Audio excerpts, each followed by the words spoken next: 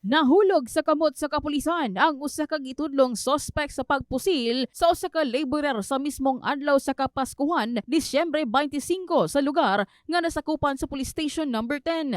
Asa ang biktima gila nga si Christopher Cameros, 24 anyos. Ang sospek gila nga si Daryl, 26 anyos, usa ka tricycle driver ug residente sa barangay Kalumpang ning Dakbayan.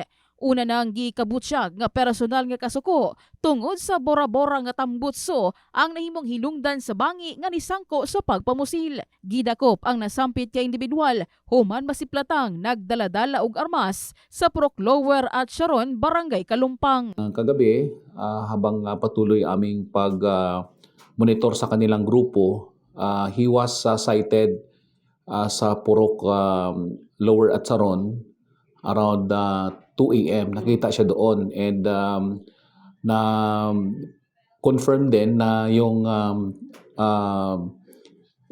subject of our sa hot pursuit operation ay may dalang barel. Kaya nung nirespondihan ng ating personnel kanina ay na-recover sa kanyang posisyon ang caliber 38 revolver na we believe ay siyang ginamit doon sa shooting incident. Sa iyang pagkasikop, may depensa ang sospek ug gihingusgang dili iyaha ang armas nga na-recover sa iyang posisyon. Ato draman daw. Gikan dire padulong dito natin magsugat ra sa ko ay atag ra daw nako. Asa po ka gikan? Sa boarding house nako. For now, I already referred the case to our city prosecutors for case build-up and kanina ni-refer ko rin sa legal office ng PNP Regional Legal Service 12 sa Tumbler kung ano yung maaring i-file natin na kaso. So, we decided na i-file namin yung separate case, yung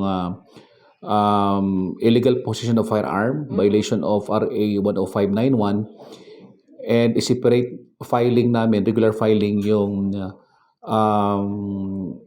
frustrated homicide. Samtang giatiman na sa kapulisan nagpagpasang atog kaso batok sa sospek. In the heart of changing lives, kini si MJ Fernandez, alang sa 89.5 Brigada News FM Jansan, The Music and News Authority.